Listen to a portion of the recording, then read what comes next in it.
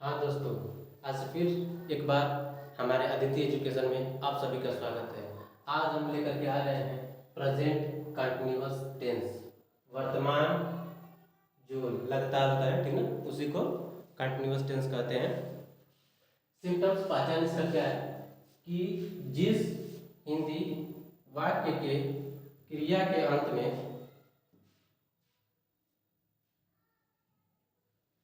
जिस हिंदी वाक्य के क्रिया के अंत में रहा है, रही है, रहे हैं इत्यादि शब्द आता है उसे ही प्रेजेंट कंटिन्यूअस टेंस कहते हैं। और अलग उसको पहचानने और नियम उसका भी एक रूल है या नोट बोल सकते हैं कि निकट भविष्य में होने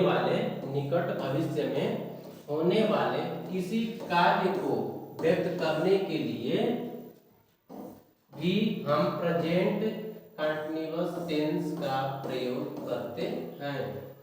जैसे I am going to Delhi tomorrow, मैं कल दिल्ली जाऊंगा, मैं कल दिल्ली जा रहा हूं। फिर कई बार जारी अवस्था में होते हुए भी दिखाई नहीं देते हैं, परंतु उन्हें भी प्रेजेंट कंटिन्यूअस टेंस के अंतर्गत रखा जाता है। जैसे population is increasing day by day, जो पॉपुलेशन का अर्थ होता है जनसंख्या, इंक्रीजिंग मतलब बढ़ोतरी, बढ़ रहा है, डे बाय डे दिनों दिन, यानी कि इसका अर्थ निकालेंगे तो जनसंख्या दिनों दिन बढ़ती जा रही है। तो ये क्या है, दिखाई नहीं दे रहा है, लेकिन फिर भी हम इसको किस में रखेंगे, प्रेजेंट कंटिन्यूअस टेंस में रखेंगे। जो कार्य वर्तमान यानी वाक्य बोलते समय हो रहा हो तो भी हम किसमें रखेंगे, प्रेजेंट कंटिन्यूअस टेंस के अंतर्गत आता है। जैसे आई एम स्टडिंग नाउ, मैं अब पढ़ रहा हूँ, और एक ये हिंदी है जिसके अंत में रहा हो, रही है इत्यादि शब्द आता है उसको। जैसे तुम एक पत्र लिख रहे हो, ये भी किसमें आ जाएगा, प्रेजेंट कंटिन्यूअस टेंस में। अब हम इस पे आगे पढ़ते हैं रूल के बारे में, नियम के बारे में, किसके साथ इज लगाएंगे, एम लगाएंगे, और लगाएंगे, आईएनजी कैसे लगाएंगे उसके बारे में। तो ये है रूल। इस टेंस की सहायक क्रिया इज एम आर होती है। इसमें केवल हमको इज एम आर का प्रयोग करना है हेल्पिंग वर्ब के रूप में, सहायक क्रिया के रूप में।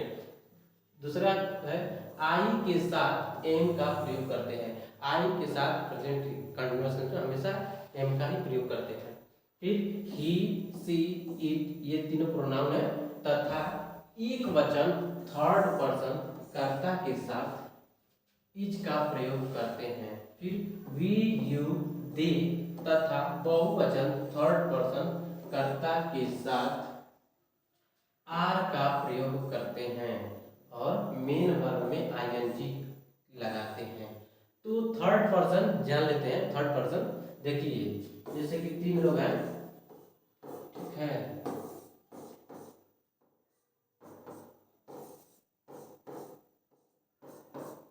ये तीन लोग हैं, तो ये एक दूसरे से क्या कर रहे हैं, बात कर रहे हैं, ठीक है। ये तीसरा व्यक्ति है, कहीं दूर खड़ा है, ये दोनों लोग आपस में बात कर रहे हैं। तो जो बोल रहा है यानी कि स्पीकर, ठीक है, इसको हम बोलेंगे आई और वी।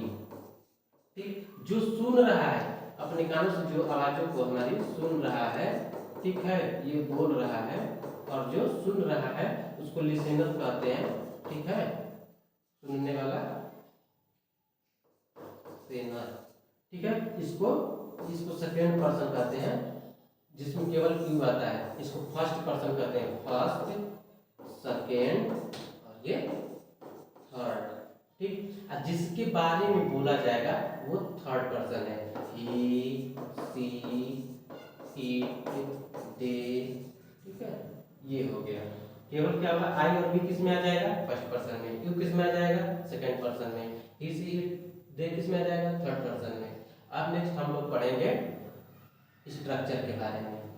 क्या है, पॉजिटिव सेंटेंस है, सकारात्मक वाक्य। स्ट्रक्चर है subject plus is am are plus verb का आईएनजी फॉर्म प्लस ऑब्जेक्ट कैसे? वह पढ़ रहा है। कौन पढ़ रहा है? वह सब्जेक्ट है, पढ़ रहा है, यही वर्ब है, इसमें ऑब्जेक्ट नहीं है। ही, अभी नियम पढ़े क्या लगाएंगे? इज, रीड और कार्य के वर्ब का आईएनजी फॉर्म, आईएनजी इसमें लगा देंगे। ठीक है।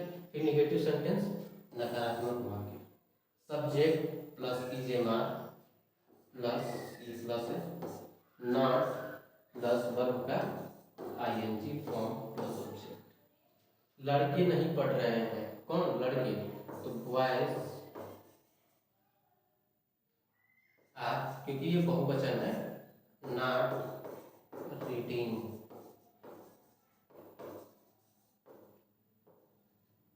ठीक है। बहुवचन पहचानने का भी तरीका है कि है भी क्या रहेगा? बिंदु दिया रहेगा, वो दिया है तो प्लूरल है, नहीं दिया रहेगा तो सिंगुलर है। ठीक, इसको स्क्रीनशॉट ले सकते हैं। फिर नेक्स्ट हम लोग पढ़ेंगे इंट्रोगेटिव सेंटेंस के बारे में। इसमें क्या है? इंट्रोगेटिव सेंटेंस प्रश्नवाचक वाक्य। जब क्या शब्द वाक्य के प्रारंभ में है, तो जब क्या शब्द शुरू में दिया रहता है तो इसकी इंग्लिश वाट नहीं लिखते हैं, बल्कि इज एम आर को, हेल्पिंग वर्ब को ही पहले लिखा जाता है। Is am are plus subject verb का ING form plus object plus question mark. Last में क्वेश्चन मार्क देना अनिवार्य है। क्या तुम क्रिकेट खेल रहे हो? तो क्या इंग्लिश क्या लिखेंगे? वाट नहीं लिखेंगे, बल्कि क्या लिखेंगे? इसी में से लिखेंगे। किसके अनुसार? सब्जेक्ट के अनुसार। सब्जेक्ट क्या है?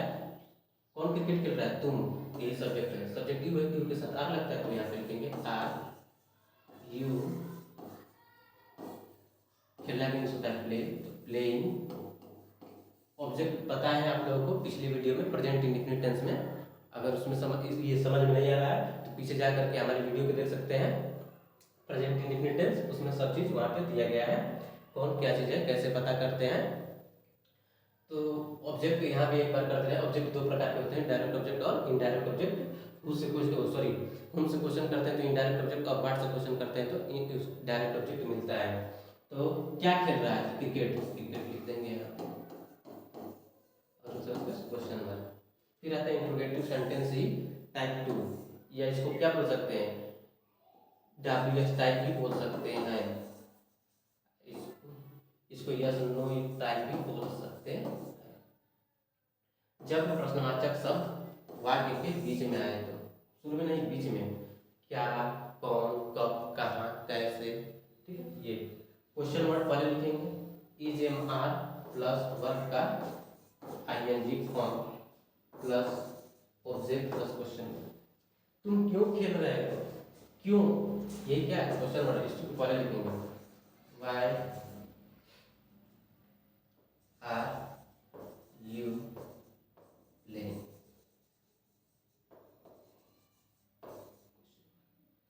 तो आज के लिए इतना ही।